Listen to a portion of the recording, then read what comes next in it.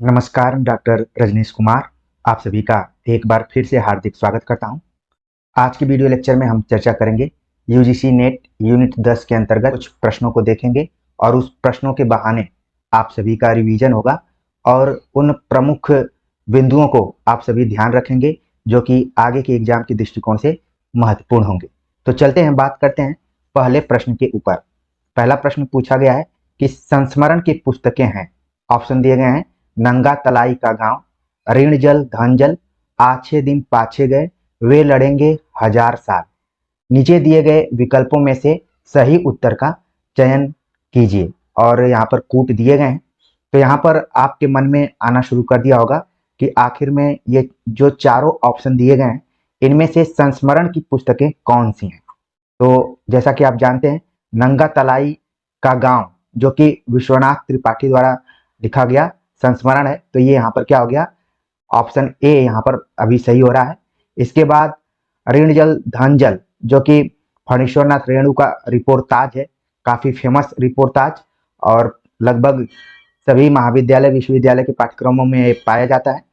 आछे दिन पाछे गए जो कि काशीनाथ सिंह का संस्मरण है। ठीक है, तो यहाँ पर आपके दिमाग में आ गया होगा कि ऑप्शन ए और ऑप्शन सी दोनों क्या है, संस्मरणात्मक पुस्तकें हैं और किनकी किनकी हैं आगे के लिए आप जरूर ध्यान में रखें। तो इस तरीके से इसका जो सही जवाब हो रहा है ऑप्शन तीसरा हो रहा है, केवल ए और सी। आगे बात करते हैं, अगला जो प्रश्न है एक तरीके से रिपीटेशन के तौर पर है। आवारा मसीहा किस साहित्यकार के जीवन पर आधारित ग्रंथ है? शरत चंद्र, रविंद्रनाथ, बंकिम चंद्र, माइकल मधुसूदन दत्त। तो आवारा मसीहा तुरंत आपके मन में आ गया होगा कि ये जीवनी विधा में लिखी गई पुस्तक है। सही जवाब है ऑप्शन पहला, शरत चंद्र। ठीक, अगला प्रश्न है कि हरिवंश राय बच्चन ने अपने पूर्वजों का चित्रण आत्मकथा के किस खंड में किया है? तो हरिवंश राय बच्चन से एक बार फिर से आप देख रहे हैं कि प्रश्न पूछा गया है यहाँ पर और आपके मन में आ गया होगा कि हरिवंश राय बच्चन की आत्मकथा कुल 4 खंडों में है। ठीक है, इसको ध्यान में रखिए। मान लीजिए वन लाइनर में यह भी क्वेश्चन पूछा जा सकता है कि हरिवंश राय बच्चन की आत्मकथा कितने खंडों में, तो यही सवाल बहुत कठिन हो जाएगा अगर जब नहीं आएगा। तो देखिए यहाँ पर चारों खंडों का नाम वैसे दे दिया गया है। पूछा गया है कि पूर्वजों का चित्रण आत्मकथा के किस खंड में है? नीड़ का निर्माण फिर, बसेरे से दूर, 10 द्वार से सोपान तक, क्या भूलूं क्या याद करूं। तो यहाँ पर आप देख रहे हैं कि पहला खंड क्या भूलूं क्या याद करूं है, इसके बाद दूसरा खंड हो गया नीड़ का निर्माण फिर से, फिर तीसरा खंड है बसेरे से दूर, चौथा खंड है 10 द्वार से सोपान तक। तो क्रम भी आप ध्यान में रखिए कि कौन कौन क्रम है और प्रकाशन वर्ष भी ध्यान में रखिए। इसका जो सही जवाब है ऑप्शन चौथा है कि क्या भूलूं क्या याद करूं आत्मकथा में, यानी कि पहले खंड में ही अपने पूर्वजों का चित्रण हरिवंश राय बच्चन ने किया है। तो इस तरीके से सही जवाब हो गया ऑप्शन चौथा। आगे बात करते हैं, भूतही पारिवारिक पृष्ठभूमि किस आत्मकथा का प्रथम अध्याय है? ऑप्शन दिया गया जूठन, मुर्दहिया, अपने अपने पिंजरे, मेरी पत्नी और भेड़िया। तो भूतही पारिवारिक पृष्ठभूमि किस आत्मकथा का प्रथम अध्याय है? तो सही जवाब है इसका ऑप्शन दूसरा, मुर्दहिया, जो कि तुलसीराम की आत्मकथा है। और ये जितनी भी आत्मकथाएं यहाँ पर दी गई सभी आत्मकथाएं दलित साहित्यकारों द्वारा लिखी गई हैं। इस प्रश्न के बहाने हम मुर्दहिया के अध्यायों के बारे में चर्चा करेंगे। मुर्दहिया में कुल आप देखेंगे कि 7 अध्याय हैं। उसमें पहला जो अध्याय है वो है भूतही पारिवारिक पृष्ठभूमि। ठीक है, मैं इसको लिख दे रहा हूं ताकि आप एक बार रिवाइज कर लीजिए और आपके मन में ये चीजें बैठती जाएं, ताकि आगे जब एग्जाम में सवाल यहां से किसी भी तरीके से आए तो आप तुरंत वहां पर बता दें। पहला अध्याय है भूतही पारिवारिक पृष्ठभूमि, जिसे यहाँ पर प्रश्न पूछा गया था। दूसरा अध्याय है मुर्दहिया तथा स्कूली जीवन। यहाँ पर एक चीज आपको और ध्यान रखना है कि दलित आत्मकथाओं को पढ़ेंगे तो उसमें शिक्षा व्यवस्था पर उन्होंने गहरा चोट किया हुआ है या फिर उसकी अभिव्यक्ति किसी न किसी रूप में उन्होंने की है। चाहे आप जूठन पढ़ेंगे वहां पर भी दिखाई पड़ेगा और यहाँ पर भी है। ठीक है, तो सवाल पूछा जा सकता है कि मुर्दहिया के किस अध्याय में स्कूली जीवन का चित्रण किया है। तो जो विद्यार्थी यहाँ पर कंसंट्रेट होकर और काकचेष्टा बको ध्यान को लगाते हुए देख रहे हैं और अपने मन में एक एक पॉइंट बैठा रहे हैं, निश्चित तौर पर वो परीक्षा में बढ़त बना लेंगे। ठीक है, मैं लिखते जा रहा हूं, आप इसको देखिए या फिर अपने कॉपी पर चाहे तो नोट भी कर सकते हैं। ठीक है, मुर्दैया की खास विशेषता एक और है कि इसमें लोक जीवन का भी जुड़ाव है। मुर्दैया के गिद्ध तथा लोक जीवन, जैसा कि मैंने पिछले प्रैक्टिस सेट में कहा था कि मुर्दैया का संबंध पूर्वांचल के आजमगढ़ जिले से है। तो जो भी विद्यार्थी पूर्वांचल इलाके के होंगे मुर्दैया को जब पढ़ेंगे तो वहां की जो भी लोक की चीजें उठाई गई हैं वो तुरंत समझ में आ जाएंगी। जहां पर आप देख रहे हैं कि पहले अध्याय में भूतही पारिवारिक पृष्ठभूमि की बात की गई, वहीं दूसरे 5वें अध्याय में आप देख रहे हैं कि भूतनिया नागिन का भी जिक्र किया गया है। और अक्सर परीक्षाओं में चमत्कृत कर देने वाले या फिर थोड़ा सा अटपटा लगने वाले तथ्य प्रश्नों में पूछ लिए जाते हैं। तो भूतनिया नागिन 5वें अध्याय में। 6वें अध्याय में आप देख रहे हैं कि चले बुद्ध की राह। अक्सर सवाल पूछा जाता है कि जो दलित साहित्य है वो किसकी विचारधारा पर है, तो गांधी जी की विचारधारा पर नहीं है बल्कि और किसी के नहीं, महात्मा बुद्ध, अंबेडकर और फूले, इन तीनों की विचारधाराओं पर आधारित है दलित साहित्य। ठीक है, तो इसके बहाने आप देख रहे हैं कि यहाँ पर तुलसीराम ने बुद्ध अपने को हिंदू से बौद्ध बनाने की कोशिश उन्होंने की है। इस चैप्टर में सवाल पूछा जा सकता है। और 7वां जो चैप्टर है आजमगढ़ में फाका कशी। ठीक है, तो ये 7 यहाँ पर चैप्टर हैं, आप इसको जरूर ध्यान में रखिए, चाहे वो क्रम के दृष्टिकोण से पूछे, चाहे चैप्टर के दृष्टिकोण से पूछे, या फिर इसमें से कौन है कौन नहीं है इसके हिसाब से पूछे, तो हमारे विद्यार्थी पूरा बता देंगे, मुझे पूरी उम्मीद है। बाकी तुलसीराम ने मुर्दैया कब लिखी, कितने खंडों में है ये, ठीक है, और इसके कौन कौन से पात्र हैं, ये सब आपके दिमाग में आ रहे होंगे। लेकिन ये चैप्टर काफी महत्वपूर्ण था। ठीक है, टोटल 7 चैप्टर हैं और 7 चैप्टर्स का मैंने नाम यहाँ पर लिख दिया हुआ है। तो सही जवाब हो गया ऑप्शन दूसरा के मुर्दैया में भूतही पारिवारिक पृष्ठभूमि का जिक्र किया गया। इसी तरीके से आप जूठन का भी ध्यान में रखिए। हालांकि मुर्दैया आपके सिलेबस में है इसलिए इस पर ज्यादा विस्तार से देखना है। आगे बात करते हैं। अगला जो प्रश्न है, सूची 1 का सूची 2 से मिलान करना है। एक तरफ लेखकों का नाम है, दूसरी तरफ रचनाएं हैं। गेहूं और गुलाब, नीड़ का निर्माण, फिर प्रेमचंद घर में, आवारा मसीहा। तो मुझे बहुत कुछ बताने की जरूरत नहीं है, तुरंत आपके दिमाग में किसकी कौन रचना है वो सब आ गई होगी और हमें बस यहाँ पर एरो खींच देना है और सही जवाब बता देना है। नीचे में आप देख रहे हैं कि चारों ऑप्शन दिए गए हैं, उसके हिसाब से आप देखिए कि इसका जो सही जवाब हो रहा है वो हो रहा है चौथा जो ऑप्शन है यहाँ पर वो सही हो रहा है। जैसे कि ए का 4 हो गया, फिर इसके बाद बी का आप देख रहे हैं कि 3 हो गया। आगे के लिए जरूर ध्यान में रखिए, सी का 1 हो गया और हरिवंश राय बच्चन का नीड़ का निर्माण, फिर ये हो गया दूसरा। तो इस तरीके से सही जवाब क्या हो गया, ऑप्शन चौथा। आगे बात करते हैं। अरे यायावर रहेगा याद में निम्नलिखित अध्यायों को पहले से बाद के क्रम में लगाइए। ठीक है, तो इस पर हमने कल के भी प्रैक्टिस सेट में, यानी इसके पहले जो प्रैक्टिस सेट नंबर 1 में आप सभी से चर्चा की थी और बताया था कि इसमें कुल कितने अध्याय हैं। अरे यायावर रहेगा याद में कुल 8 अध्याय हैं। हालांकि मैंने एक पुस्तक में देखी उसमें 7 लिखा हुआ है, बाद में एक अध्याय जोड़ दिया गया है, अब टोटल क्या हो गया 8 अध्याय हो गया। तो इसको आप ध्यान में रखें। उन 8 अध्यायों का क्रम हमने बताया हुआ था कि पहले आप याद रखेंगे परशुराम। ठीक है, मैं पूरा नहीं लिखूंगा। फिर इसके बाद आप याद रखेंगे किरणों की खोज। ठीक है, परशुराम, फिर किरण, फिर इसके बाद आप ध्यान रखेंगे देवता। ठीक, इसके बाद आप रखेंगे मौत की घाटी, मौत हो गया, फिर एलूरा। इसके बाद हो गया छठा अध्याय जो है इसमें माजुली। ठीक है, माजुली एक द्वीप है और इस पे भी सवाल पूछा गया है। 7वां हो गया आपका बहता पानी और 8वां हो गया सागर सेवित। ठीक, ये 8 अध्याय हैं। अब हमें इसमें पहले से बाद के क्रम को बताना है इस तरीके से, तो अब इसमें ज्यादा आपको दिक्कत नहीं होगी। पहले कौन नंबर पे है, वो है परशुराम से तुरखम तक। ठीक, इसके बाद दूसरे नंबर पे हो गया किरणों की खोज में, फिर तीसरे नंबर पर हो गया यहाँ पर मौत की घाटी में, और चौथे नंबर पर हो गया एलुरा देवताओं के अंचल में। आप देख रहे हैं कि तीसरे नंबर पे बल्कि यहाँ पर देवताओं के अंचल में, चौथे नंबर पर मौत की घाटी है। तो इस तरीके से 1 2 3 4, ये 5वें नंबर पे एलोरा 5वें नंबर पे हो गया। ठीक, तो ये उसका पूरा क्रम हो गया। ठीक है, तो हम देखते हैं कि सबसे पहले जो आना चाहिए ऑप्शन में, सबसे पहले आना चाहिए डी ऑप्शन। ठीक है, तो हम इसको मिला लेते हैं। यहाँ पर हम मिलान जब कर रहे हैं तो आ रहा है पहले नंबर पर आएगा डी, तो डी कई जगहों पर दिया हुआ है। ठीक है, लेकिन इसका जो यहाँ पर है दूसरा ऑप्शन देखेंगे तो वो ज्यादा सही आपको नजर आएगा। पहले नंबर पर डी हो गया, दूसरे नंबर पर सी हो गया, फिर तीसरे नंबर पर ए, फिर इसके बाद चौथे नंबर पर ई और 5वें नंबर पर बी।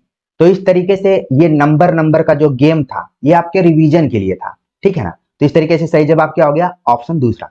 और प्रयास ये कीजिए कि यहाँ पर तो आप प्रैक्टिस सेट में टाइम लेकर दीजिए ही, बाकी यही अगर आप अभ्यास किए रहेंगे तो एग्जाम हॉल में आपको प्रश्न का उत्तर देने में बहुत आनंद आएगा। आप अपने बोतल को उठा के बार बार पानी भी पी सकते हैं, इधर उधर कमर सीधा भी कर सकते हैं और प्रसन्नचित्त दिखाई दे सकते हैं।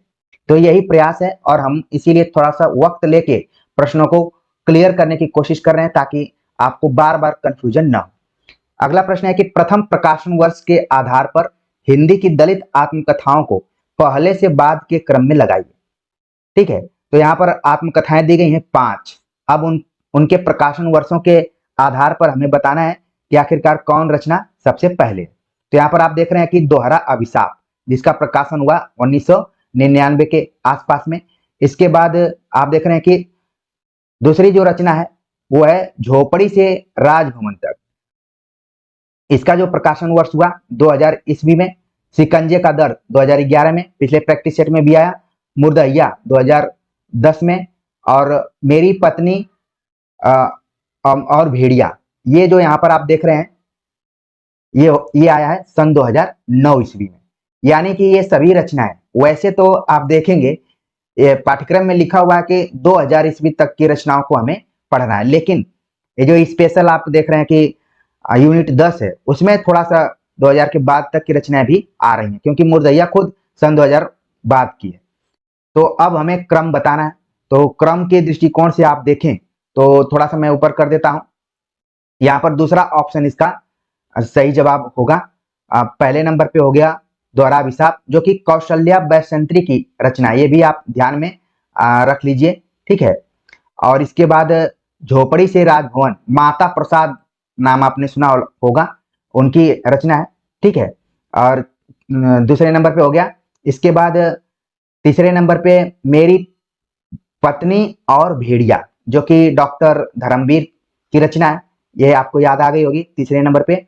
फिर मुर्दहिया के लेखक के बारे में मैं बिल्कुल नहीं बताऊंगा। ठीक है, और शिकंजे का दर्द, जो कि सुशीला टागभोरे का, पीछे भी हमने बताया था। तो इस तरीके से इसका जो सही जवाब हो रहा है ऑप्शन दूसरा हो रहा है। आगे बात करते हैं, अगला जो प्रश्न है, सूची 1 का सूची 2 से मिलान करना है। रेखा चित्रों के प्रमुख पात्र हैं यहाँ पर और उनके सहयोगी पात्र हैं। ये थोड़ा सा आप देख रहे हैं कि एक ही रचना पर आधारित है, उसमें से अंदर तक घुसकर एक क्वेश्चन बनाने का प्रयास यहाँ पर किया गया है। सरजू भैया, मंगर, रजिया, देव मुख्य पात्र हैं और इनके सहयोगी पात्रों का नाम इधर दिया है, हसन, कुनकुन, गंगो भाई, झकोलिया। ठीक है, तो इसको हमें मिलाना है कि आखिरकार कौन किसके साथ है। तो अब आपको इसमें जो सबसे पहले आ रहा है उसको मिलाना है। तो आप देख रहे हैं कि जो यहाँ पर मंगर है इसका संबंध किससे है, झकोलिया से है। इसके बाद जो रजिया है इसका संबंध हसन से है। ऐसे भी मिला सकते हैं कि हसन रजिया के साथ होगा। तो आप देखेंगे सी का एक मिनट हम देख लेते हैं, तो इस हिसाब से भी अगर नहीं भी आ रहा है तो भी आप कर सकते हैं। इसका भी जो सही जवाब यहाँ पर हो रहा है ऑप्शन पहला ही है। ठीक है, सी इसमें आ रहा है यहाँ पर। फिर इसके बाद हम सबको मिला लेंगे, सरजू भैया गंगो भाई से। ठीक है, देव किससे संबंधित है, कुनकुन से। तो इस तरीके से मिलान भी हो गया और कैसे मिलान करना है, ठीक है, पात्रों को आपने देख लिया। आगे बात करते हैं, अगला जो प्रश्न है, स्मृति की रेखाएं के संदर्भ में निम्नलिखित कथनों पर विचार कीजिए। इस पुस्तक के सभी पात्र महादेवी जी के जीवन से संबंधित रहे हैं। इस पुस्तक की शैली पत्रात्मक है। इस पुस्तक के सभी पात्र समाज के निम्न वर्गों से संबंधित है। इसमें स्मृति नाम की स्त्री का चित्रण है जो चित्रकारी करती है। इस पुस्तक में यथार्थ से ज्यादा मानवीयता पर बल दिया गया है। हमें सबसे उपयुक्त चयन करना है कौन सा इसमें ऑप्शन है। ठीक है, तो देखा जाए तो आप देखेंगे कि इस पुस्तक के सभी पात्र महादेवी जी के जीवन से संबंधित रहे। ये ऑप्शन यहाँ पर क्या हो रहा है, सही हो रहा है। इसके बाद जो ऑप्शन है कि इस पुस्तक के सभी पात्र समाज के निम्न वर्गों से संबंधित है, ये भी सही है। और आखिर में जो सही है कि इस पुस्तक में यथार्थ से ज्यादा मानवीयता पर बल दिया गया है। ठीक, तो जो कूट बन रहा है वो आपका बन रहा है ACE, ACE कूट बन रहा है। तो आप देख रहे हैं कि दूसरा ऑप्शन जो यहाँ पर सही जवाब है। ठीक, तो आगे के लिए ध्यान में रखिए कि स्मृति की रेखाएं, इसका प्रकाशन वर्ष कब हुआ था आपके दिमाग में जरूर आना चाहिए। महादेवी जी के आसपास में जो भी लोग थे उन्हीं को इसमें केंद्र में रखा गया है। खासतौर से निम्न वर्गों के पात्रों को उठाया गया है और मानवीयता पर बल दिया गया है। ये तीनों तथ्य स्मृति की रेखाएं से जुड़े हुए हैं। आगे बात करते हैं, अगला जो प्रश्न है, गौतम बुद्ध के लिए जो स्थान आम्रपाली का संभवतः वही थी मेरे लिए नटीनिया, यह कथन किसका है? शरद चंद्र, हरिवंश राय बच्चन, तुलसीराम, राहुल साकृत्यायन। तो इसका जो यहाँ पर सही जवाब है आपके मन में आना शुरू कर दिया होगा, इसलिए आना शुरू होना चाहिए कि हमने अभी ऊपर में मुर्दहिया के एक चैप्टर के बारे में बताया था, चले बुद्ध की ओर। तो ये कथन तुलसीराम का है जो कि मुर्दहिया से लिया गया है। और उस चैप्टर से आपके दिमाग में आ गया होगा कि गौतम बुद्ध के लिए जो स्थान था आम्रपाली का, संभवतः वही थी मेरे लिए नटीनिया। ठीक है, तो इसका सही जवाब हो गया ऑप्शन तीसरा। आगे बात करते हैं, अगला जो प्रश्न है, क्या भूलूं क्या याद करूं के संदर्भ में निम्नलिखित कथनों पर विचार कीजिए। हरिवंश राय बच्चन की बहन का नाम रानी था। ठाकुर यादवेंद्र सिंह के कहानी संग्रह हार से हरिवंश राय बच्चन ने अपने प्रथम काव्य संग्रह के नाम के लिए प्रेरणा ली थी।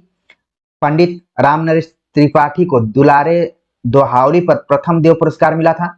बाबू केदारनाथ अग्रवाल ने बच्चन जी को 35 रुपए प्रति मास पर स्कूल में हिंदी अध्यापक के रूप में नियुक्त किया।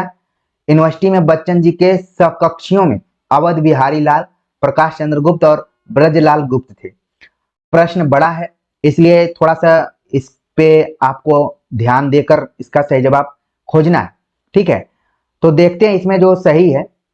पहले तो यहाँ पर बताया गया कि हरिवंश राय बच्चन की बहन का नाम रानी था, जो कि गलत है, बल्कि उसका नाम है भगवान देई।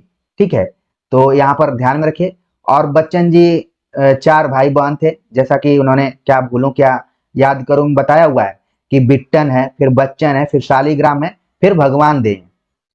यहाँ पर बताया गया, ये कथन तो गलत हो गया। ये जो बी ऑप्शन है कि यादवेंद्र सिंह के कहानी संग्रह हार से हरिवंश राय बच्चन ने अपने प्रथम काव्य संग्रह के लिए प्रेरणा ली थी। अब हरिवंश राय बच्चन का पहला काव्य संग्रह क्या है, ये भी आपके मन मस्तिष्क में आना चाहिए। तो प्रेरणा ली है, ये कथन क्या यहाँ पर सही हो रहा है। इसके बाद जो कथन है सी दिया गया कि रामनरेश त्रिपाठी को दुलारे दोहावली पर प्रथम देव पुरस्कार मिला, जो कि यहाँ पर गलत है, बल्कि दुलारे लाल भार्गव नाम के एक व्यक्ति थे, उनको मिला था। ठीक है, दुलारे लाल भार्गव नाम के व्यक्ति थे जिनको प्रथम देव पुरस्कार मिला, तो यह कथन यहाँ पर गलत है। इसके बाद जो कथन दिया गया है कि यूनिवर्सिटी में बच्चन जी के सहकक्षियों में फला फला थे, ये कथन यहाँ पर सही है। तो आप देख रहे हैं कि जो कूट बन रहा है, कूट बन रहा है आपका बी। ठीक है, इसके बाद बन रहा है डी और फिर ई। यहाँ पर केदारनाथ अग्रवाल ने बच्चन जी को 35 रुपए दिए थे स्कूल में हिंदी पढ़ाने के लिए, तो ये भी कथन यहाँ पर क्या है, सही है। तो ऑप्शन जो बना बी डी ई, हम देख रहे हैं कि चौथा ऑप्शन यहाँ पर सही हो रहा है। ठीक है, तो इन तथ्यों को जरूर ध्यान में रखिए, क्योंकि बी आपको ध्यान में रखना है हम। ठीक है, इसके बाद डी रखना है और फिर ई रखना है, क्योंकि इसमें आगे के लिए भी और ढेर सारे प्रश्न छिपे हुए हैं। अगला प्रश्न है, भारतीय समाज में एक द्वंद्व तो कर्म और संन्यास को लेकर है, दूसरा प्रवृत्ति और निवृत्ति के बीच, तथा तीसरा स्वर्ग और नरक की कल्पनाओं को लेकर। उपरोक्त कथन किस पुस्तक में है, ये हमें बताना है। मेरी तिब्बत यात्रा, संस्कृति के 4 अध्याय, आवारा मसीहा, क्या भूलूं क्या याद करूं। तो जैसे कि आप देख रहे हैं कि यहाँ पर कुछ कर्म की बात की जा रही है, भारतीय समाज की बात की जा रही है। तो सही जवाब है ऑप्शन दूसरा, संस्कृति के 4 अध्याय। ठीक है, इस पुस्तक से इसको लिया गया है। चारों अध्याय में कुल कितने प्रकरण है, इनके बारे में हमने पिछले प्रैक्टिस सेट में चर्चा की थी। उन सभी चर्चाओं को जरूर आप अपने मन मस्तिष्क में रखिए। अगला प्रश्न है, ठकुरी बाबा निम्नलिखित में से किस संग्रह में संकलित है, या किस संग्रह से संकलित है? मेरा परिवार, स्मृति की रेखाएं, अतीत के चलचित्र, पथ के साथी। तो ठकुरी बाबा का संबंध किससे है? स्मृति की रेखाएं। ठीक है, जिसके बारे में अभी हम ऊपर के एक प्रश्न में चर्चा किए थे विस्तार से। अगला प्रश्न है कि 2 कथन दिए गए हैं, अभिकथन और कारण। उसके आधार पर यहाँ पर हमें सही जवाब तक पहुंचना है। कथन दिया गया है, यात्राएं यहाँ पर जितनी बार की जाती हैं उतने ही अंदर की ओर भी। यात्राएं जितनी बाहर की जाती हैं उतना ही अंदर की ओर भी। यात्रा संस्मरण टूरिस्ट गाइड का स्थान लेने के लिए नहीं लिखे और पढ़े जाते। ऐसी पुस्तकों में प्रस्तुत ब्यौरा एक व्यक्ति की यात्रा का ब्यौरा होता है, और वह यात्रा जितनी बाहर होती है उतनी ही भीतर भी। तो यहाँ पर पूछा गया कि इनमें से सबसे उपयुक्त उत्तर कौन सा है? तो इन दोनों का संबंध एक दूसरे से है। ठीक है, कथन का भी और कारण का भी। सही जवाब हो रहा है कि ए और आर दोनों सत्य हैं, आर ए की सही व्याख्या भी है। आप ध्यान रखिए कि जब आप यात्रा करने जाते हैं तो जितनी चीजों को आप यात्रा करते हुए देखते हैं उतना ही आप अपने मन में भी उस यात्रा को लेकर अनुभूत करते हैं या फिर उसके बारे में सोचते हैं।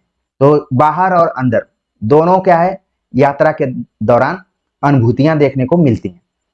ठीक है, आगे बात करते हैं। अगला जो प्रश्न है, मुर्दैया के संदर्भ में विचार कीजिए। तुलसीराम के गांव का नाम धर्मपुर है। इनका परिवार शिव नारायण पंथ से जुड़ा था। बाबा हरिहर दास ने तुलसी राम का नामकरण किया। बलराम सिंह हेडमास्टर थे। अकाल में सारस इसका एक अंश है। तो अगर इसके पहले ऊपर में जो भी प्रश्न आया था मुर्दैया से रिलेटेड, हमने 8 चैप्टर्स का इसमें जिक्र किया, तो आप थोड़ा सा दिमाग दौड़ाना शुरू कर दिए होंगे कि इसमें से कौन सा सही उत्तर है जो कि कूट में आ सकता है। आपने मुर्दैया पढ़ी होगी, तो तुलसीराम के गांव का नाम धर्मपुर है। क्या है यहाँ पर? सही है। इनका परिवार शिव नारायण पंथ से जुड़ा हुआ था, और इनके परिवार के कुछ सदस्य जो थे वो धर्मगुरु के तौर पर भी काम कर रहे थे। ये भी सही है। बाबा हरिहर दास ने तुलसीराम का नामकरण किया था। ठीक है, हरिहर दास ने इनका नाम तुलसीराम रखा था। ये भी क्या है यहाँ पर? सही है। बलराम सिंह का बताया गया कि ये हेड मास्टर थे। बलराम सिंह नहीं थे बल्कि परशुराम सिंह थे। अकाल में सारस इसका अंश नहीं है, बल्कि आपके दिमाग में आ गया होगा कि अकाल में अंधविश्वास है। ठीक है, यहाँ पर ध्यान में रखिए, अकाल में अंधविश्वास। अकाल में सारस नाम की एक रचना है। आप कमेंट्स करके बताइए कि अकाल में सारस के रचनाकार कौन है। ठीक है, तो यहाँ पर आपने देखा कि सही जो कूट बन रहा है ए बी सी बन रहा है।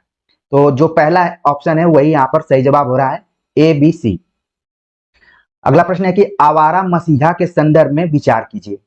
द्विजेंद्र लाल राय शरद चंद्र के कटु आलोचक थे। गांगुली परिवार के किशोर हुल्लड़ के प्रति लोलुप दृष्टि से देखते थे। बड़ी दीदी कहानी के प्रकाशन के समय शरद चंद्र रंगून में थे। देवदास लिखते समय शरद चंद्र की आयु 18 वर्ष की थी। शरद बाबू के बड़े मामा ठाकुर दास सभी बच्चों की शिक्षा की देखभाल करते थे। अब हमें इसमें बताना है कि सही कूट कौन सा है। ठीक है, तो जब हम इसका मिलान करते हैं तो यहाँ पर बी ऑप्शन जो है, गांगुली परिवार के किशोर हुल्लड़ के प्रति लोलुप दृष्टि से देखते थे, सही है। इसके बाद बड़ी दीदी कहानी के प्रकाशन के समय शरदचंद्र रंगून में थे, सही है। देवदास जब वो लिख रहे थे तो 18 वर्ष के नहीं थे बल्कि वो 17 वर्ष के थे। और इनके जो मामा ठाकुर दास थे वो सभी बच्चों की शिक्षा का देखभाल करते थे, मतलब जिम्मेदारी लिए हुए थे। तो जो सही कूट हो रहा है यहाँ पर वो हो रहा है आपका बी, सी और ई। ठीक, हम देखते हैं इसमें तीसरा ऑप्शन जो हो रहा है वो सही हो रहा है। आगे बात करते हैं। अगला जो प्रश्न है, मैं अब परिधियां लांघ सकती थी, सीमाएं तोड़ सकती थी। दरअसल सीमा में रहना मुझे सदैव कचोटता है, इसीलिए सीमा को तोड़ने मात्र का आभास ही मुझे अत्यधिक सुखकारी लगता है। उपरोक्त कथन किस पुस्तक में है? यहाँ पर पुस्तक का नाम दिया है, किसी लेखक का नाम नहीं दिया है। जामुन का पेड़, आप हुदरी, माटी की मूर्तें, एक कहानी, यह भी। तो आप अपना दिमाग दौड़ाना शुरू कर चुके होंगे कि आखिरकार ये कथन किस पुस्तक से लिया गया है। तो यहाँ पर देख रहे हैं आप, सही जवाब है ऑप्शन दूसरा, आप हुदरी, जो कि रमणिका गुप्ता की आत्मकथा है आप हुदरी। ठीक है, इसका एक भाग और है हादसे करके। रमणिका गुप्ता एक पत्रिका का संपादन करती थी, जो कि महिलाओं से जुड़ी हुई पत्रिका थी। मैं किसी छात्रा से ये उम्मीद कर सकता हूं कि वो इस पत्रिका का नाम जरूर कमेंट करें अगर किसी को पता हो कि रमणिका गुप्ता किस पत्रिका का संपादन करती थी। हालांकि इनका निधन हुए 2-3 साल हो चुका है। ठीक है, रमणिका गुप्ता भी कई बार जेएनयू में स्पीकर के तौर पर, वक्ता के तौर पर आया करती थी। वो एक खास पत्रिका का संपादन करती थी। लेकिन इस प्रश्न का सही उत्तर आपने देख लिया कि आप उदरी से। यहाँ पर कंफ्यूजन हो सकता था कि एक कहानी अभी मनु भंडारी से भी हो सकता है, लेकिन सही जवाब क्या है? ऑप्शन दूसरा है। आगे बात करते हैं। अगला जो प्रश्न है कि अध्यापिका शीला अग्रवाल ने किसके जीवन निर्माण में महत्वपूर्ण भूमिका निभाई? रमणिका गुप्ता, कृष्णचंद्र, मन्नू भंडारे, हरिवंश राय बच्चन। शीला अग्रवाल का जिक्र एकदम से खुलकर मन्नू भंडारी अपनी आत्मकथा एक कहानी अभी में करती है। सही जवाब हो गया ऑप्शन तीसरा। अगला प्रश्न है जो कि मिलान करना है। एक तरफ रचनाकार है, दूसरी तरफ रचना। तो रचनाओं का नाम मैं बोलता हूं ताकि आपके दिमाग में उसके रचनाकार आना शुरू कर दें। ब्योमकेश दरवेश, कलम का मजदूर, घर का जोगी जोगड़ा, आवारा मसीहा। तो मिलान करना है हमें नीचे के विकल्प को भी नहीं देखना है कि कौन सा है, क्योंकि जब मिल जाएंगी चीजें तो अपने आप आंसर क्या हो जाएगा? सही हो जाएगा। तो हम देख रहे हैं कि ए का 3 होना चाहिए। ठीक है, ए का जब 3 हम देख रहे हैं तो 2 जगह पर है, इसका मतलब है कि एक राउंड और देखना पड़ेगा। इसके बाद हम देख रहे हैं कलम का मजदूर 4 होना चाहिए, बी का 4 होना चाहिए। आप देख रहे हैं कि 2 जगह अभी मुकाबला और कड़ा है, एक बार और देखना पड़ेगा। घर का जोगी जोगड़ा यानी सी का 2 होना चाहिए। ठीक है, तो इस तरीके से ऑप्शन दूसरा इसका क्या हो रहा है? सही जवाब हो रहा है। ठीक, घर का जोगी जोगड़ा काशीनाथ सिंह का है, जिसमें कि नामवर सिंह के बारे में भी बहुत कुछ उन्होंने लिखा हुआ है। तो इस तरीके से इसका सही जवाब हो गया ऑप्शन दूसरा। आगे बात करते हैं। अरे यायावर रहेगा याद में माजुली द्वीप किस राज्य में स्थित है? माजुली किस नंबर पर आया हुआ है? अरे यायावर रहेगा याद के चैप्टराइजेशन में या फिर अध्याय में आपके मन में आ गया होगा। अब पूछा गया कि किस राज्य में है ये। सही जवाब यहाँ पर देखिए ऑप्शन दिया गया उत्तर प्रदेश, असम, महाराष्ट्र, हिमाचल। सही जवाब है ऑप्शन दूसरा, माजुली एक द्वीप है। आप भूगोल में भी पढ़े होंगे इसको। अगला प्रश्न है किस रचना के एक पात्र की जबान पर उठते बैठते निम्नलिखित दोहा रहता था? पुरुष सिंह जो उद्यमी, लक्ष्मी ताकर चेरी, भाग्य भरोसे जे रहे, कुपुरुष भाषा ही टेरी। तो किस पुस्तक में ये पात्र है? ऑप्शन दिया गया है प्रेमचंद घर में, ठीक है, आवारा मसीहा, क्या भूलूं क्या याद करूं, मुर्दहिया। तो इसका जो यहाँ पर सही जवाब है ऑप्शन तीसरा है, क्या भूलूं क्या याद करूं में इस पात्र का जिक्र किया गया है जो इसको बार बार दोहराता रहता है। अगला प्रश्न है संस्कृति के 4 अध्याय में तिलक के बारे में उपयुक्त बातें कौन सी हैं? गीता रहस्य में तिलक जी ने सुस्पष्ट घोषणा की कि गीता के उद्देश्य निवृत्ति नहीं प्रवृत्ति का प्रतिपादन किया है। कर्मठ गृहस्थ को योगी, सन्यासी और भक्त के समकक्ष नहीं माना जा सकता है। तिलक के उपदेश तत्कालीन समय में वीरता, निर्भीकता और सच्चाई के सबसे बड़े उपदेश थे। गीता का मार्ग संन्यास का मार्ग है, संसार त्याग और कर्म न्यास का मार्ग है। तिलक जी ने बताया कि योग का अर्थ गीता में कर्म है। तो हमें इन विकल्पों के आधार पर बताना है। चूंकि प्रश्न बड़ा है, थोड़ा सा आप वक्त लेके इसको देख सकते हैं। ठीक है, तो यहाँ पर सही बात बताना है हमें। तो पहला जो कोटेशन है गीता रहस्य में तिलक जी ने यह घोषणा की कि गीता के उद्देश्य निवृत्ति नहीं प्रवृत्ति का प्रतिपादन किया है। सही है ये। इसके बाद ऑप्शन सी है, तिलक के उपदेश तत्कालीन समय में वीरता, निर्भीकता और सच्चाई के सबसे बड़े उपदेश थे। और इसके बाद बताया गया यहाँ पर कि तिलक जी ने बताया कि योग का अर्थ गीता में कर्म है, तो जो कूट बन रहा है ACE बन रहा है। आगे हम देखते हैं इसमें ACE जो पहला ऑप्शन है वो यहाँ पर सही हो रहा है। ठीक, आगे बात करते हैं। डॉक्टर तुलसीराम के ननिहाल में स्वतंत्रता आंदोलन का नेतृत्व किसने किया था? तेज बहादुर सिंह, मुसाफिर लाल, परशुराम सिंह, हरिहर दास। तुलसीराम की आत्मकथा आपके मन में आ गई होगी कि हाँ, मुर्दैया में। तो इसमें कौन ऐसा व्यक्ति है जो इनके नाना के परिवार का है, वो स्वतंत्रता आंदोलन का नेतृत्व किया था? बड़ी बात है यहाँ पर, सही जवाब है ऑप्शन पहला, तेज बहादुर सिंह। जैसा नाम था वैसा ही इनका काम भी था। सही जवाब हो गया ऑप्शन पहला। अगला प्रश्न है कि प्रेमचंद घर में के अनुसार सत्य कथन है। प्रेमचंद का जन्म बनारस से 4 मील दूर जीमनपुर गांव में 31 जुलाई सन 1880 ईस्वी को हुआ था। शिवरानी देवी की पहली कहानी साहस चांद में छपी। साहस कहानी का प्रकाशन वर्ष 1924 है। फिल्म कंपनी में काम करने के लिए प्रेमचंद 1932 में पहली बार बंबई गए। प्रेमचंद की कहानी मोटेराम शास्त्री पर एक शास्त्री महाशय ने केस दायर किया। अब इसमें से हमें सही उत्तर का चयन करना है। तो पहला जो ऑप्शन दिया गया है कि जीमनपुर गांव में हुआ था, बल्कि लमही यहाँ पर होना चाहिए था, इसकी वजह से गलत हो गया। शिवरानी देवी की पहली कहानी, यहाँ पर ध्यान रखिए, शिवरानी देवी की पहली कहानी साहस, जो कि चांद पत्रिका में छपी, सही जवाब है। इसके बाद जो बताया गया कि साहस कहानी का प्रकाशन वर्ष 1924 है, ये भी सही है। फिल्म में काम करने के लिए प्रेमचंद 1932 में नहीं बल्कि 1934 ईस्वी में वो गए थे। ठीक है, तो ये भी कथन यहाँ पर गलत हो गया। प्रेमचंद की कहानी मोटेराम शास्त्री पर शास्त्री जी ने केस दायर किया था, ये भी सही हो गया। तो यहाँ पर जो कूट बन रहा है B, C और E, तो हम देखते हैं कि B, C, E किसमें है। सही जवाब हो गया ऑप्शन चौथा। अगला प्रश्न है, प्रेमचंद घर में के अनुसार किन पत्रों के खर्चे उठाने के लिए प्रेमचंद बंबई फिल्म कंपनी में काम करने की योजना बनाते हैं? ठीक है, जमाना और हंस, जागरण और हंस, जागरण और जमाना, माधुरी और चांद। तो प्रेमचंद किन पत्रों के लिए बंबई जाने की खोज में है या फिर प्रयास में है? तो वो सभी पत्र कौन से हैं? सही जवाब है ऑप्शन दूसरा, जागरण और हंस। ठीक है, क्योंकि हंस का संपादन उन्होंने 1930 में शुरू किया था।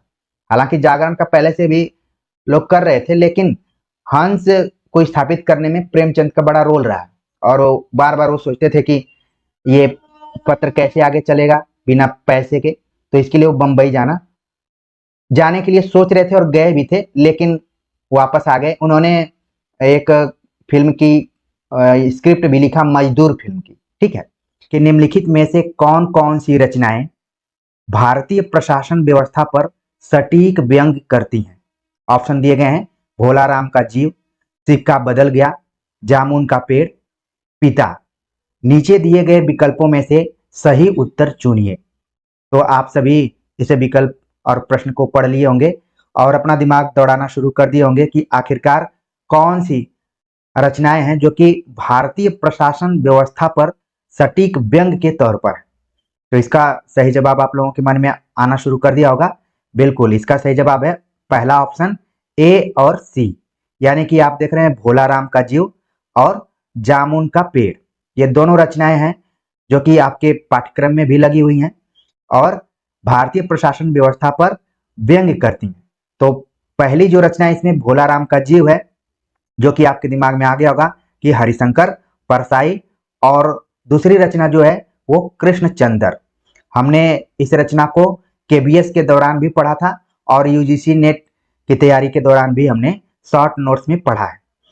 इसके अतिरिक्त आप देख रहे हैं कि ऑप्शन B और ऑप्शन D, ये भी आपके पाठ्यक्रम में सिक्का बदल गया, जो कि कृष्णा शोभती की कहानी है, और नीचे आप देख रहे हैं कि पिता नाम की कहानी है जो कि ज्ञान रंजन की है। तो इस तरीके से भी आप अपने दिमाग को दौड़ाइए, और जो इसका सही जवाब था हमने बता दिया, ऑप्शन पहला है।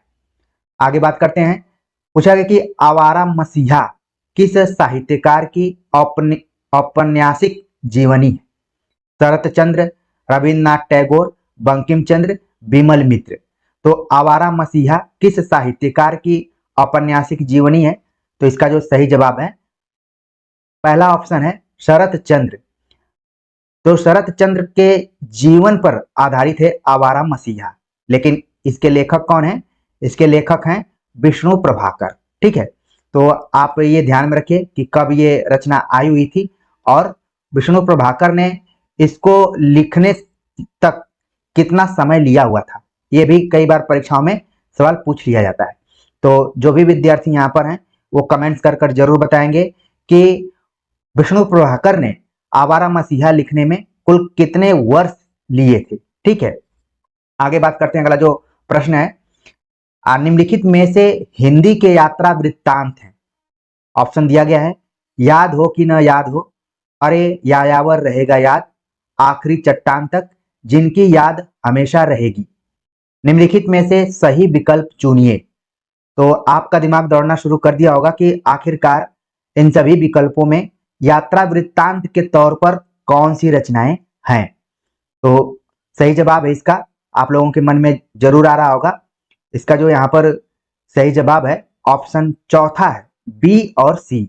यानी कि आप देख रहे हैं कि अरे यायावर रहेगा याद आगे के यात्रा वृत्तांत के रूप में है, और सी जो ऑप्शन है आखिरी चट्टान, जो कि यात्रा वृत्तांत है मोहन राकेश का।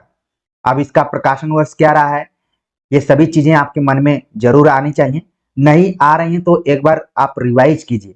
ठीक है, अब जो यहाँ पर ऑप्शन बचे हैं, याद हो कि न याद हो, ये संस्मरण के तौर पर है, जो कि काशीनाथ सिंह की रचना है। और नीचे की जो रचना है यहाँ पर आप देख रहे हैं, जिनकी याद हमेशा रहेगी, ये लिखा है अमृत राय ने। ठीक, जो कि प्रेमचंद के पुत्र रहे हैं। तो इस प्रश्न के बहाने हमने सही उत्तरों को तो देखा ही, साथ में आगे की दृष्टिकोण से या फिर परीक्षा के दृष्टिकोण से उन रचनाओं को भी आप ध्यान में रखिए कि जो इसमें अलग विधा में लगी हुई हैं। आगे बात करते हैं। अगला जो प्रश्न है, क्या भूलूं क्या याद करूं, हरिवंश राय बच्चन की आत्मकथा श्रृंखला का कौन सा भाग है। क्या भूलूं क्या याद करूं आपके सिलेबस में भी लगा है, और यहाँ पर पूछ लिया गया कि कौन सा भाग है। ऑप्शन दिया गया है चौथा, तीसरा, दूसरा और पहला। तो हमने एक सूत्र आप लोगों को बताया हुआ था, इस सूत्र को आप भी याद कर सकते हैं।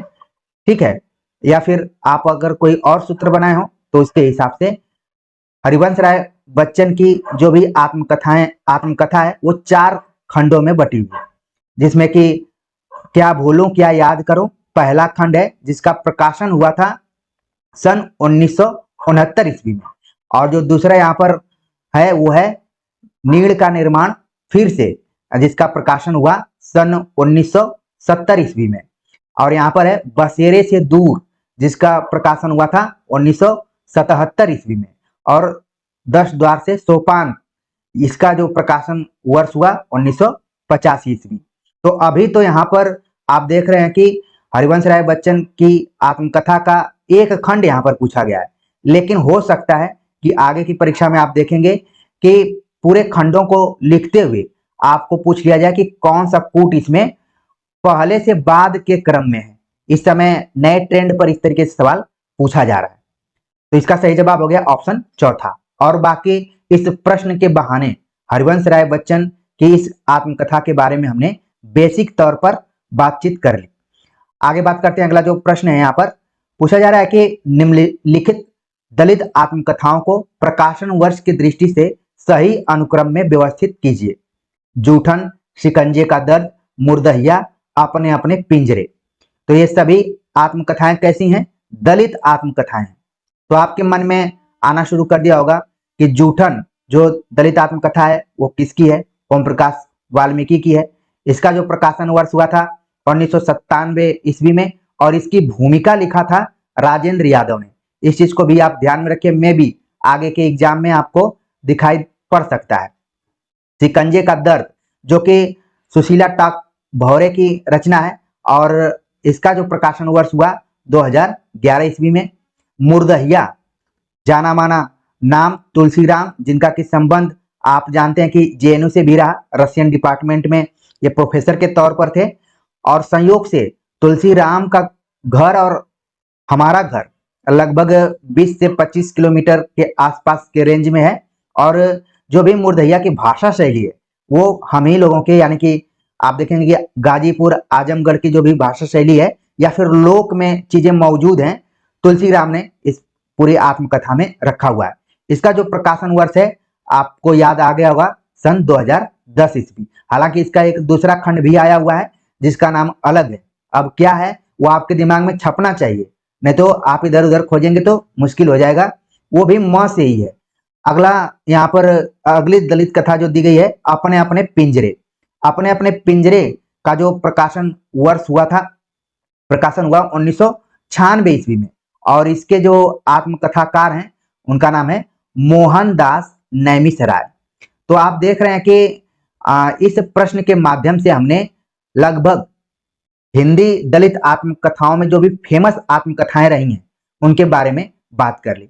अब प्रकाशन वर्ष हमने लिख दिया है, आपके दिमाग में आना शुरू कर दिया होगा कि आखिरकार कौन सा पहले होना चाहिए। तो सबसे पहले जो है अपने अपने पिंजरे, यानी डी ऑप्शन जिसमें सबसे पहले होगा वो होगा। तो सही जवाब हो गया ऑप्शन पहला, डी, ए, सी और बी। तो आगे के लिए जरूर इसको ध्यान में रखिए। अगला प्रश्न है कि निम्नलिखित में से दलित आत्मकथाएं नहीं है। आज के अतीत, तिरस्कृत, पानी बीच, मीन प्यासी, मेरी पत्नी और भेड़िया। तो इसमें से हमें बताना कि दलित आत्मकथाएं नहीं है। तो यहाँ पर आपके दिमाग में आना शुरू कर दिया होगा कि हमने क्या क्या पढ़ा था, कौन कौन सी दलित आत्मकथाएं हैं और कौन जो कि सामान्य आत्मकथाएं हैं जिनको कि हिंदी में पढ़ते हैं। तो यहाँ पर आप देख रहे हैं कि बी और डी जो ऑप्शन यहाँ पर आप देख रहे हैं, इसमें हमें दिख रहे हैं कि ये सब दलित आत्मकथाएं, लेकिन हमें बताना है कि कौन सी दलित आत्मकथाएं नहीं है। ठीक है, नहीं पर हमें जोर देना। तो सही जवाब हो जाएगा ए और सी। तो चौथा ऑप्शन यहाँ पर सही है कि दलित आत्मकथाओं में शामिल नहीं है आज के अतीत। ये आपको याद आ गया होगा कि भीष्म साहनी की आत्मकथा है। ठीक है, और नीचे जो दिया गया है पानी बीच, मीन पियासी, ये मिथिलेश्वर करके एक रचनाकार हैं, उनकी आत्मकथा है। आगे के लिए आप जरूर ध्यान में रखिए। और बाकी आप जानते हैं कि तिरस्कृत सूरजपाल चौहान की आत्मकथा है। ठीक है, और मेरी पत्नी और भेड़िया ये आत्मकथा है डॉक्टर धर्मवीर की। ठीक है, धर्मवीर भारती नहीं बल्कि डॉक्टर धर्मवीर, जो कि खास तौर से दलित आलोचना में इनका रोल रहा है, लेकिन इन्होंने आत्मकथा भी लिखी है। तो सही जवाब आप नोट कर लिए होंगे कि ए और सी है। बाकी तथ्यों को भी आप आगे के लिए जरूर ध्यान में रखिए। अगला प्रश्न है, इधर वह कविता मेरा पिंड नहीं छोड़ रही थी, अगर वह कविता भावावेशपूर्ण होती तो एक बार उसकी आवेशात्मक अभिव्यक्ति हो जाने पर मेरी छुट्टी हो जाती। निम्नलिखित में से किससे लिया गया है यह उद्धरण? ऑप्शन दिया गया है डबरे पर सूरज का बिंब, तीसरा क्षण, हाशिए पर कुछ नोट्स, एक लंबी कविता का अंत। तो यहाँ पर आप देख रहे हैं कि शीर्षकों को देखने से यह लग रहा है कि मुक्तिबोध की जो रचना आपके सिलेबस में लगी है, एक साहित्यिक की डायरी, उससे ये कोटेशन लिया गया है, लेकिन किस टॉपिक से लिया गया है? तो इसका जो यहाँ पर सही जवाब है कि एक लंबी कविता का अंत नामक जो भी टॉपिक है या फिर शीर्षक है, उससे इस कथन को लिया गया है। आगे के लिए जरूर ध्यान में रखिए। अगला प्रश्न है कि मुर्दहिया में नन्हकू पांडे किस कला में कुशल थे? मुर्दहिया जो कि तुलसीराम की आत्मकथा, उसमें नन्हकू पांडे जो भी कैरेक्टर के रूप में आए हैं वो एक खास कला में कुशल थे। वो कौन सा है? वीणा वादन, ढोलक वादन, सारंगी वादन या फिर तबला वादन। तो नन्हकू पांडे किसमें महारत हासिल रखे हुए हैं? सही जवाब है ऑप्शन दूसरा, ढोलक वादन में नन्हकू पांडे अच्छा कलाकार हैं या फिर कुशल हैं। और अक्सर आप देखेंगे कि ग्रामीण अंचल में ढोलक को सामान्य तौर पर लोग बजाते हुए दिख जाते हैं। वीणा वादन, सारंगी वादन, तबला वादन भी अलग अलग एरिया में लोग बजाते हैं, लेकिन ढोलक सामान्य तौर पर आप देखेंगे कि पूर्वांचल के एरिया में, उत्तर प्रदेश के पूर्वांचल एरिया में ढोलक को सामान्य तौर पर लोग बजाते हुए नजर आ जाते हैं। तो नन्हकू पांडे भी उसी में कुशल थे। अगला प्रश्न है यहाँ पर, मेरी तिब्बत यात्रा की भाषा शैली की विशेषताएं क्या है? भावपरक, संस्कृत निष्ठपूर्ण, तर्कपूर्ण, युग विशेष का आभास देने वाली या फिर चिंतन प्रधान। तो इसका जो यहाँ पर सही जवाब हमें बताना है कि इन विकल्पों में से कौन सा है। ठीक है, तो आप देखेंगे कि मेरी तिब्बत यात्रा राहुल साकृत्यायन की ये रचना, जिसमें कि आप देखेंगे संस्कृत निष्ठ तर्कपूर्ण भाषा शैली का प्रयोग किया गया है और साथ में युग विशेष का आभास देने वाली भी भाषा शैली है।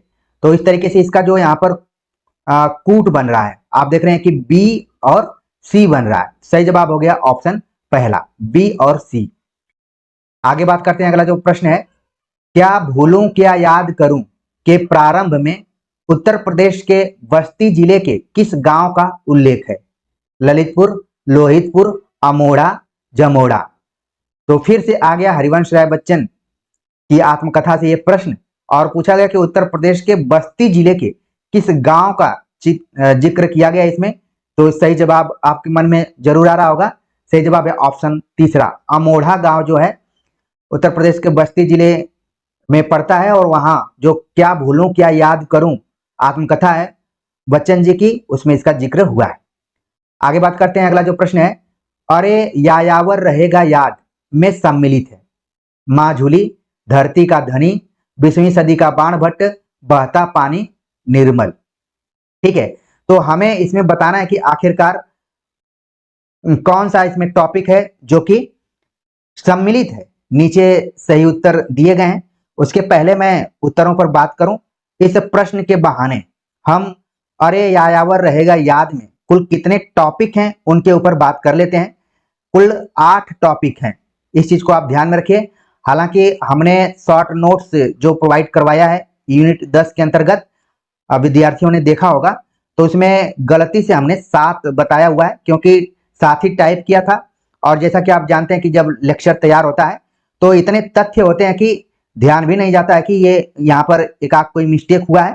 फिर भी हम लोग लगातार एक दूसरे से जुड़े हुए हैं, एक दूसरे के ऊपर ट्रस्ट करते हैं, तो आज नहीं तो कल उन त्रुटि सुधारों को हम कर ही देंगे। और जैसा कि आप जानते हैं कि धनुष से निकले हुई बाण और मुंह से निकली हुई वाणी जब निकल जाती है और रिकॉर्ड हो जाती है तो इसमें संशोधन भी हम नहीं कर सकते, लेकिन ये प्लेटफॉर्म तो आप सभी विद्यार्थियों के लिए बना हुआ है, तो आज नहीं तो कल इसमें सुधार होगा ही। देखिए 8 टॉपिक कौन कौन से हैं उनको मैं लिख रहा हूं, इसके बाद आप प्रश्न से मिला लीजिएगा। पहला जो टॉपिक है इसमें परशुराम से रिलेटेड है, आप इतना भी ध्यान में रखेंगे तो कैच कर लेंगे। ठीक है, परशुराम से तुरखम तक, ठीक, पहला टॉपिक है। दूसरा टॉपिक इसमें दिया गया है देवताओं के अंचल में। ठीक है, देवताओं के अंचल में, आप अपने कॉपी पर नोट कर लीजिए या फिर आप रिवीजन कीजिए, मेरा तो यही प्रयास रहेगा कि आप रिवीजन कीजिए। ठीक है, इसी में है किरणों की खोज में, किरणों की खोज में, ठीक, और इसको आप कर लीजिए दूसरा और इसको कर लीजिए तीसरा। ठीक, चौथे नंबर पे आ गया मौत की घाटी में, ठीक, मौत की घाटी में। और 5वां जो पॉइंट आ रहा है इसमें वो है एलूरा। ठीक है, एलूरा। और छठा जो पॉइंट है वो है माँ-झूली। आप विकल्प में भी देखते रहिए कि क्या ये सब नाम आ रहे हैं कि नहीं आ रहे हैं। 7वां नंबर पे है बहता पानी निर्मल। ठीक है, तो अब आप सही उत्तर तक पहुंच गए होंगे। ठीक है, अब मैंने सोचा कि इसको थोड़ा सा वक्त लेके लिख ही देता हूं ताकि आप समझ जाएं। ठीक है, 8वां पॉइंट है सागर सेवित, फिर इसके बाद है मेघ में खलित। ठीक, इसको आप नोट कर लीजिए और राइटिंग पर मत जाइएगा क्योंकि ये टेक्निकल एक तरीके से इस पे लिखने की बहुत आदत नहीं रही है और इस पे पेंसिल भागती है इधर उधर। ठीक है, फ्यूचर में आप लोगों को इस तरीके काम करने का मौका मिलेगा तो ये जो दिक्कतें आप सभी को भी याद आएंगी। तो प्रिय विद्यार्थियों, अरे यायावर रहेगा याद के प्रकाशन वर्ष पे मैं बात नहीं करूंगा, इसके लेखक के ऊपर बात नहीं करूंगा, किस विधा में है उसके ऊपर भी नहीं बात करूंगा क्योंकि आप लोग पहले से ही जान रहे हैं और हमारा जो शॉर्ट नोट्स है उसको देखे भी हैं। लेकिन यहाँ पर जो 8 टॉपिक हैं उनको आप क्रम से जरूर एक बार ध्यान में रख लीजिए कि कौन कौन से टॉपिक के नाम हैं और किसी भी तरीके से क्वेश्चन आएगा आप जरूर आगे के एग्जाम में सही कर देंगे। तो देखिए माँ-झूली का नाम आ रहा है और बहता पानी निर्मल, तो सही जवाब होना चाहिए ए और डी। तो इसमें हम देखते हैं कि चौथा जो ऑप्शन है ए और डी यहाँ पर सही हो रहा है। बाकी आगे के लिए जरूर ध्यान में रखिए। अगला प्रश्न है संस्कृति के 4 अध्याय में दिनकर ने रविंद्रनाथ टैगोर और मोहम्मद इकबाल को आख्यायित किया है राष्ट्रीय कवि के रूप में, नवोत्थान के कवि के रूप में, भारतीय कवि के रूप में, सामासिक संस्कृति के कवि के रूप में। तो जैसे ही संस्कृति के 4 अध्याय आ रहा है तो रामधारी सिंह दिनकर का नाम आएगा। संस्कृति के 4 अध्याय को आप देखेंगे कि प्रकरणों में भी बांटा गया है। केवल आचार्य रामचंद्र शुक्ल का इतिहास ग्रंथ प्रकरणों में नहीं है, बल्कि दिनकर ने भी संस्कृति के 4 अध्याय को प्रकरणों में बांटा है, जिसमें पहले अध्याय में कुल आप देखेंगे कि 3 प्रकरण है, और दूसरे अध्याय में 7 प्रकरण है, तीसरे अध्याय में आप देखेंगे कि 12 प्रकरण है, और चौथे अध्याय में है 17 प्रकरण। तो इस तरीके से आप देखेंगे कि प्रकरणों की संख्या अलग अलग अध्याय में अलग अलग है। और इस प्रश्न के बहाने हमें देख लेना है कि दिनकर ने रविन्द्रनाथ टैगोर और मोहम्मद इकबाल को क्या कहा था, नवोत्थान के कवि के रूप में माना हुआ था। सही जवाब हो गया ऑप्शन दूसरा। अच्छा, आप लोग मेरे शॉर्ट नोट्स को तो देख ही रहे हैं, और उसको देखने के बाद विद्यार्थी मुझे मैसेज कर रहे हैं कि सर आप बता रहे हैं कि प्रस्तावना या फिर भूमिका जवाहरलाल नेहरू ने लिखी है। तो देखिए, जब भी कोई पुस्तक लिखी जाती है, पहली बार जब उसका संस्करण निकलता है तो कोई बड़ा और महत्वपूर्ण व्यक्ति उसकी भूमिका लिखता है। भूमिका लिखना बहुत बड़ी बात है, ठीक है। जवाहरलाल नेहरू और दिनकर का आपस में काफी गहरा संबंध था। तो संस्कृति के 4 अध्याय, क्योंकि जवाहरलाल नेहरू कल्चर को लेकर बहुत कंसंट्रेट थे, इसीलिए आप देखेंगे शुरुआती समय में ही उन्होंने ज्ञानपीठ, साहित्य अकादमी और ढेर सारे ललित कला अकादमी, इन सब का उन्होंने स्थापना इनकी की। तो इस पुस्तक की शुरुआत में उन्होंने भूमिका लिखी, जिसको कि प्रस्तावना के रूप में कहा गया है। जबकि मैं बार बार आप सभी से कहता हूं कि आप कामायनी पढ़ेंगे तो वहां आमुख लिखा हुआ है, ठीक है। कई जगह पर इसी को भूमिका लिख दिया जाता है, कई जगह इसी को लिख दिया जाता है प्रस्तावना। तो शुरुआत में जब ये किताब प्रकाशित हुई तो उसकी प्रस्तावना यानी भूमिका जवाहरलाल नेहरू ने लिखी, और इस पुस्तक को समर्पण किया गया है राजेंद्र प्रसाद को। यह भी बड़ी बात है कि भारत के प्रथम राष्ट्रपति और प्रथम प्रधानमंत्री दोनों को ये पुस्तक कहीं न कहीं जोड़ती है एक जगह। इस चीज को आप ध्यान में रखिए। इसलिए प्रस्तावना या भूमिका पहली बार किसने लिखा था, इसको लेकर आप कंफ्यूज मत होइए। बाद में जितने भी संस्करण आते हैं तो जो लेखक होता है वो उसकी भूमिका लिखता रहता है कि पाठकों के बीच में गया तो क्या प्रभाव पड़ा, कुछ त्रुटियां रह गई तो उसको उन्होंने सुधार दिया। पहले जमाने में भूमिका लिखना बहुत बड़ी बात होती थी। देखा जाता था कि फला पुस्तक की भूमिका किसने लिखी हुई है। मुझे याद आता है कि बिहार में ही एक सांसद हैं जिनको कि हम पप्पू यादव के नाम से जानते हैं। उनकी पुस्तक आई जब वो जेल में थे, तो देश में द्रोह काल कुछ ऐसे करके उनकी पुस्तक का नाम है। तो उन्होंने भूमिका के लेखन के लिए राजेंद्र यादव से बात की थी, ठीक है। लेकिन बीच में ही राजेंद्र यादव का निधन हो गया।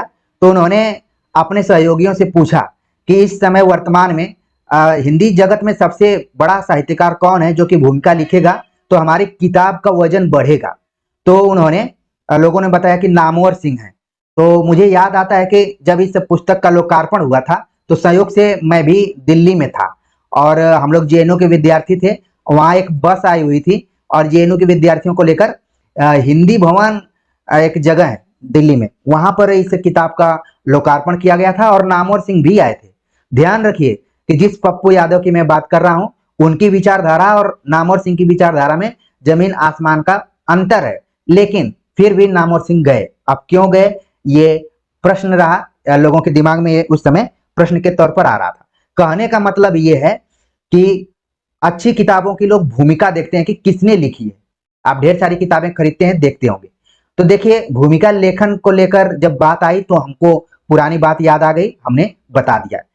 तो चलते हैं आगे, बात करते हैं। अगला जो प्रश्न है कि निम्नलिखित में से कौन सा पात्र मुर्दहिया के रचनाकार के परिवार से संबंधित नहीं है? मुन्नर, सुम्मर, सुदेश्वर, मुनेसर। तो मुर्दहिया आत्मकथा अगर आप पढ़े होंगे तो आपके दिमाग में आ गया होगा कि कौन सा ऐसा पात्र है जो कि नहीं इसमें शामिल है। सही जवाब हो गया ऑप्शन तीसरा, सुदेश्वर नाम का जो यहाँ पर पात्र है वो मुर्दहिया के रचनाकार के परिवार से जुड़ा हुआ नहीं है। आगे बात करते हैं। अगला जो प्रश्न है पूछा है कि अरे यायावर रहेगा याद में संकलित परशुराम से तुर्खम पाठ के संदर्भ में निम्नलिखित में से क्या क्या सही है? अब आप देख रहे हैं कि जिस अरे यायावर रहेगा याद कि 8 टॉपिक के बारे में हमने बात किया, उसका जो पहला टॉपिक है वहां से सवाल पूछ लिया गया है। क्या क्या सही है हमें बताना है। एक टायर की राम कहानी, लेखक के चालक की कहानी, मिस्टर पीटर की कहानी, ब्रह्मपुत्र की कहानी। तो आपका दिमाग भी दौड़ना शुरू कर दिया होगा कि आखिरकार इस में कौन सा इसका सही जवाब है। तो यहाँ पर इसका जो सही जवाब है कि एक टायर की राम कहानी के बारे में चर्चा की गई है, और दूसरा यहाँ पर है कि लेखक के चालक की कहानी, यानी कि ए और बी जो ऑप्शन यहाँ पर हो रहा है वो सही हो रहा है। सही जवाब हो गया ऑप्शन तीसरा। इसी तरीके से आप ध्यान में रखिए 8 टॉपिक में अलग अलग क्या बताया गया है। ठीक, आगे बात करते हैं अगले क्वेश्चन के ऊपर। यात्रा साहित्य से संबंधित राहुल साकृत्यायन की पुस्तकें हैं। मेरी जीवन यात्रा, विस्मृत यात्री, मेरी लद्दाख यात्रा, तिब्बत में 100 वर्ष। तो हमें बताना है कि कौन सी यात्रा साहित्य राहुल साकृत्यायन का है इसमें। ठीक है, तो सही उत्तर तक हम पहुंचे, आप भी इसमें दिमाग दौड़ाइए। तो यहाँ पर आप देख रहे हैं कि जो रचना दी गई मेरी लद्दाख यात्रा, ये राहुल साकृत्यायन की यात्रा साहित्य में है, और तिब्बत में 100 वर्ष। तो सही जवाब हो गया इसका ऑप्शन तीसरा। ठीक, आगे बात करते हैं। अगला प्रश्न है कि तुम्हारा पथेर दाबी पढ़ लिया पुस्तक उत्तेजक है, अर्थात अंग्रेजी शासन के विरुद्ध पाठकों के मन को अप्रसन्न करती है। आवारा मसीहा में यह किसका कथन है? ऑप्शन दिया गया है शरत चंद्र चट्टोपाध्याय, रविन्द्रनाथ टैगोर, द्विजेंद्र लाल राय, भूपेंद्र नाथ बंदोपाध्याय। तो ये किसका कथन है? सही जवाब हो गया यहाँ पर ऑप्शन दूसरा, रविन्द्रनाथ टैगोर का ये कथन है, जो कि आवारा मसीहा से लिया गया है। अगला प्रश्न है कि क्या भूलूं क्या याद करूं में लेखक ने अपने पिता के किस प्रकार के गीता वाचन का उल्लेख किया है? सस्वर वाचन, गुनगुनाकर, मौन रहकर, ऊंचे स्वर में। तो क्या भूलूं क्या याद करूं से ज्यादातर आप देख रहे हैं प्रैक्टिस सेट में सवाल हैं, और ये सभी सवाल यूजीसी नेट के परीक्षाओं में आ चुके हैं। हमने एक जगह इसको कलेक्शन किया है ताकि कम समय में आप इसको रिवाइज कर लें और किस तरीके से प्रश्न आ रहे हैं उनको भी समझ जाएं। सही जवाब है इसमें मौन रहकर, और वो गीता वाचन कर रहे थे, जैसा कि लेखक ने अपने पिता के बारे में बताया। लेखक कौन? हरिवंश राय बच्चन। अगला प्रश्न है यात्रा साहित्य से संबंधित राहुल साकृत्यायन की पुस्तकें हैं। ठीक है, तो यहाँ पर हमें बताना है कि आखिरकार कौन सी यहाँ पर राहुल साकृत्यायन की पुस्तकें हैं। ऑप्शन दिया गया है मेरी जीवन यात्रा, अरे यायावर रहेगा याद, मेरी लद्दाख यात्रा, आखिरी चट्टान। ठीक है, तो इसमें हमें बताना है कि उनकी कौन सी रचना है यहाँ पर। ठीक है, तो यहाँ पर इसका जो सही जवाब हो रहा है विकल्प के अनुसार देखें तो, ठीक है, इस ऑप्शन को आप चेंज कर दीजिए यहाँ पर।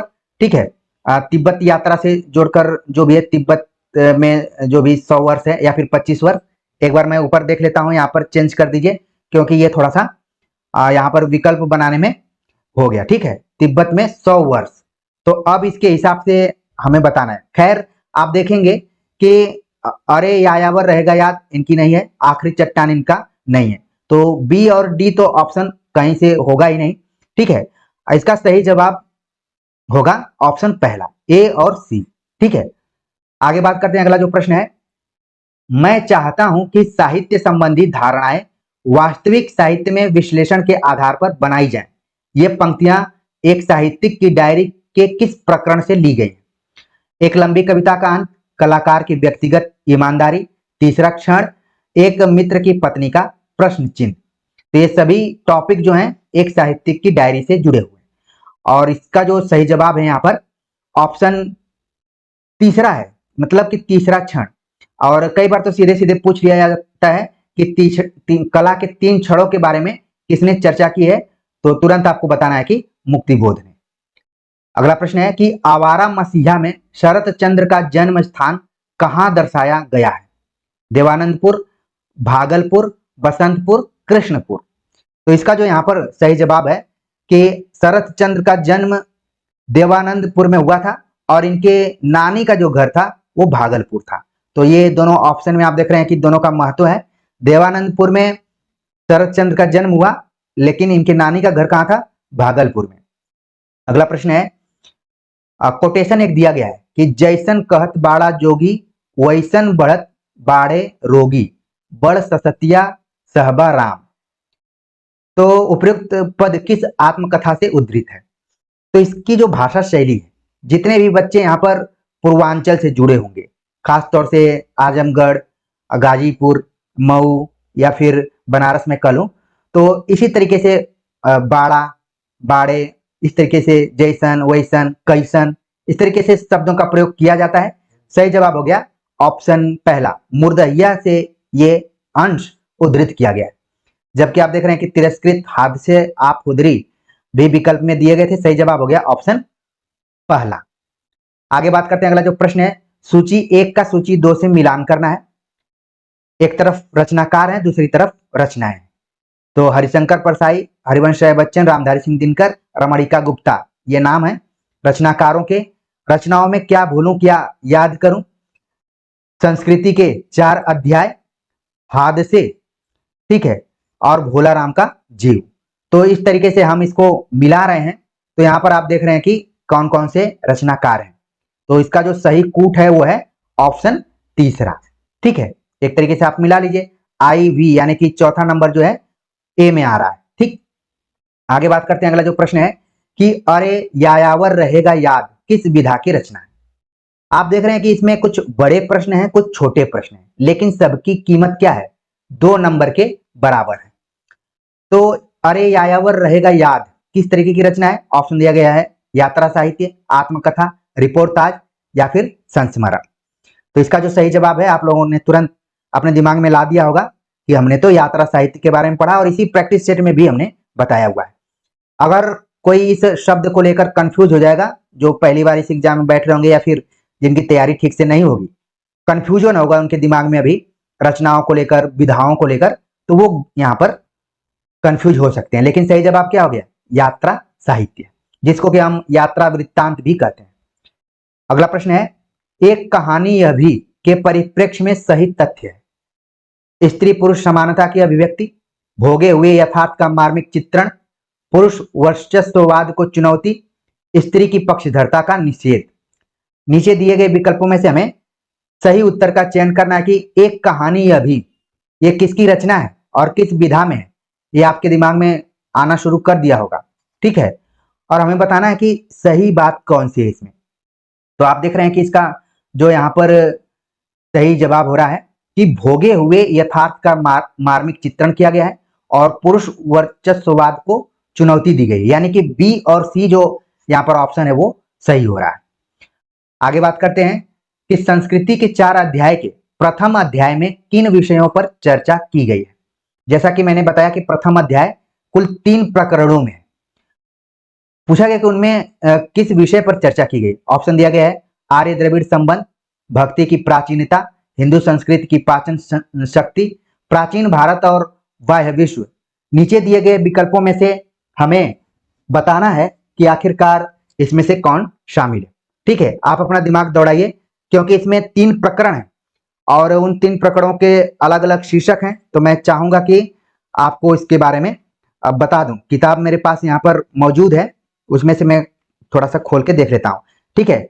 और इसमें जो पहला प्रकरण है उसका नाम है भारतीय जनता की रचना, ठीक है, भारतीय जनता की रचना। और इसके बाद जो दूसरा प्रकरण इसमें दिया गया है आर्य द्रविड़ समस्याएं। आप देख लीजिए, आर्य द्रविड़ समस्याएं, ऑप्शन को भी देखिए और मिलान भी करते रहिए। तीसरा प्रकरण दिया गया है आर्य और आर्येतर संस्कृतियों का मिलन, ठीक है, आर्य और आर्येतर, ठीक है, संस्कृतियों का मिलन। ये 3 प्रकरणों में प्रथम अध्याय है। इन तीनों प्रकरणों के हिसाब से ऑप्शन मिलाना शुरू कर दिया होगा। तो आप देख रहे हैं कि इसमें आर्य द्रविड़ संबंध एक सही हो जा रहा है, और एक आप देख रहे हैं कि जो दूसरा प्रकरण है, बल्कि मैं कहूं तीसरा प्रकरण, उसका जो आखिरी टॉपिक है हिंदू संस्कृति की पाचन शक्ति, उसकी बात यहां पर की गई, ठीक है। तो इसका जो यहां पर सही जवाब हो रहा है, आप देख रहे हैं कि सही जवाब हो रहा है ऑप्शन जिसमें ए और सी दिया गया, ठीक है। इस तरीके से इसका जो सही जवाब हो रहा है ऑप्शन चौथा, ठीक। यहाँ पर सी आप इंक्लूड कर लीजिए। कुल मिलाकर ये जानकारी रखना था कि संस्कृति के 4 अध्याय में जो भी अध्याय बटे गए हैं उनमें प्रकरण भी है और उसका टॉपिक भी है। तो आगे जब भी आप एग्जाम में जाएं तो कम से कम एक बार उन प्रकरणों के शीर्षकों को जरूर ध्यान में रखिए। और हमने शॉर्ट नोट्स बनाया है, चैनल पर अपलोड भी किया है। यूनिट 10 आत्मकथा जीवनी ऐसे करके टाइप करेंगे तो आपको मिल जाएगा, ठीक है। उसके लिंक को मैं नीचे भी डिस्क्रिप्शन बॉक्स में और कमेंट्स बॉक्स में डाल दूंगा, आप वहां से देख सकते हैं। तो ये प्रैक्टिस सेट आप सभी को कैसा लगा, आप सभी के कमेंट्स का मुझे इंतजार रहेगा। और मैं रिक्वेस्ट करूंगा कि इस चैनल को आप लोग सब्सक्राइब कीजिए और अपने दोस्तों परिचितों तक इसको प्रसारित भी कीजिए। मिलते हैं एक नए टॉपिक के साथ, तब तक के लिए नमस्कार।